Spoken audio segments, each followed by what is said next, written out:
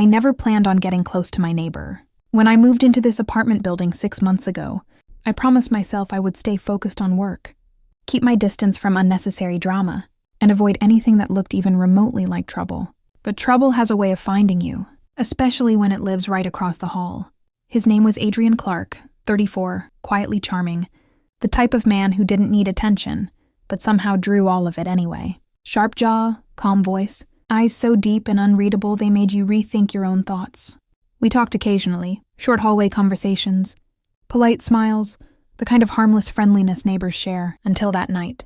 It was a Friday evening, 8:47 p.m. to be exact, and I was unlocking my door when his suddenly opened. He stepped out wearing gray joggers and a soft black t-shirt, holding a bowl of popcorn bigger than his ego, which, surprisingly, wasn't big at all. "Movie night?" I asked, half joking. He smiled lightly, and something in my stomach tightened.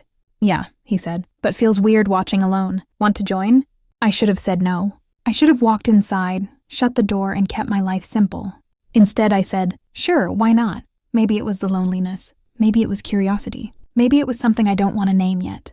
He stepped back, holding the door open, and I walked into his apartment for the first time. The living room that felt too intimate. His place wasn't luxurious, but it had a strange warmth. Soft lighting, a deep blue couch, a faint smell of cedar and something like bergamot. Everything felt intentional, controlled. "Pick whatever you want," he said, handing me the remote. I sat at one end of the couch. He sat at the other, a safe distance. Or at least it felt safe for the first 15 minutes. We settled on a thriller. Something about a detective chasing a serial killer in a rainy city. But truthfully, I barely registered any of it. I was too aware of him, the quiet, the closeness. The way his arm rested on the couch behind me, not touching, but close enough that warmth radiated across my shoulder.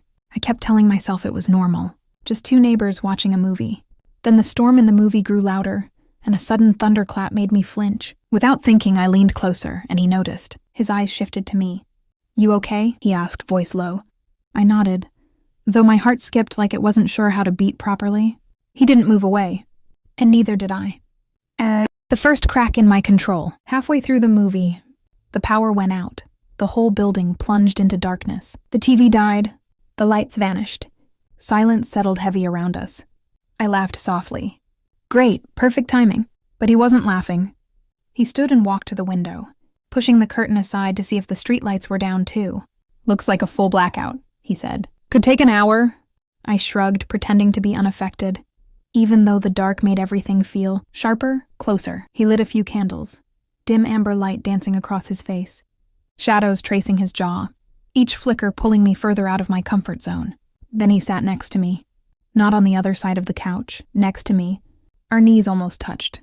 "This okay?" he asked gently. It surprised me, the consideration, the softness, so rare in men who looked like him. "Yes," I breathed before I could stop myself. He nodded, but the tiniest smile touched the corner of his mouth. Not arrogance, understanding, like he already knew I felt too much. A conversation that became too personal. With the movie dead and the world outside silent, we started talking. Really talking. He asked about my work, my childhood, why I moved here, what I was running from. Questions too deep for someone I barely knew, but I answered. And I asked him about his life, though he kept some parts guarded, like there were pieces of him he wasn't ready to give up yet. At one point he said, "I didn't expect you to say yes tonight." "What do you mean?" "You always seem," he paused, "like you're protecting something." He wasn't wrong. "My peace," I said lightly. He gave a soft laugh. Maybe I'm here to ruin it, the way he said it. Not cocky, not joking. Sent a slow, warm chill down my spine. "Do you want to?" I asked before I realized how it sounded. His eyes darkened slightly. He leaned back, studying me in the candlelight. "I think," he murmured, "you want me to." My breath caught. He wasn't wrong about that either. The almost moment. Silence fell again. Not uncomfortable, but charged. Heavy. Alive. He rested his arm on the back of the couch, and this time it grazed my shoulder, barely. A whisper of touch. But it felt like contact everywhere. His voice dropped. "If I'm getting too close, tell me." I should have. I didn't. Instead, I turned toward him, slowly, almost involuntarily, and our faces ended up inches apart. His breath warmed my cheek. His eyes lowered to my lips. My heartbeat hammered against my ribs like it was trying to break free. He leaned in, and then the power flicked back on. Lights, TV, everything. We both froze. He exhaled, leaning away. but his voice was rougher now. Looks like the universe wants us to behave. I swallowed. Maybe, but I didn't move either. Neither did he. Something had shifted and we both knew it. The end of the night. By the time I finally stood to leave, the air between us was thick enough to touch. He walked me to the door. You know, he said, we didn't finish the movie. I looked up at him. We can finish it another night. His eyes held mine for a second too long. Good, he whispered. I stepped into the hallway, heart pounding, cheeks hot, breath shallow. Before I could close the door, he added softly, "You're going to keep me awake tonight." I didn't reply. I couldn't, because I already knew he was going to keep me awake too. And this, whatever it was just beginning. I barely slept that night. Every time I closed my eyes, all I could feel was his breath near my cheek. The closeness. The almost kiss that fate, or electricity, interrupted. Around 3 a.m., I gave up trying to calm my racing thoughts. I lay in the dark, staring at my ceiling, replaying his last words. "You're going to keep me awake tonight." What haunted me most wasn't the words themselves, but the certainty behind them. He knew exactly what he'd done, and he knew what I wanted. The avoidance that didn't work. The next morning, I tried to act normal. Tried to distract myself with cleaning, emails, laundry, anything to keep my mind busy and my body away from the door that separated us. But around noon, I heard footsteps in the hallway. Slow, calm, familiar. They stopped right outside my door. My heart jumped into my throat. And then the footsteps moved away again. He didn't knock. And somehow, that made my chest tighten even more. I knew he wasn't avoiding me. He was waiting, for me. The message I shouldn't have sent. By evening, the silence became unbearable. A simple text. That's all it took to break every boundary I had tried to keep intact. Me. "Did you finish that movie without me?" I regretted sending it instantly. But then, within seconds, he replied, "Adrian. Not interested in the movie anymore. You ruined it for me." I stared at the screen, pulse skipping. Me. "How did I ruin it?" His answer came like a slow, deliberate pull of a string tightening around my breath. "Adrian. Because now the only part I want to watch is the one you interrupted." I swallowed hard. No emojis, no jokes, no hesitation. He wanted me to know exactly where we stood. The door I shouldn't have knocked on. At 9 p.m., I caved. Maybe it was the loneliness. Maybe it was curiosity. Maybe it was the truth I didn't want to admit. That something in him called to something in me. I stood outside his apartment, strangely nervous, raising my hand to knock. 2 knocks. Soft, barely there. But he opened the door immediately, as if he'd been standing right behind it, waiting. He looked different tonight. Darker, calmer.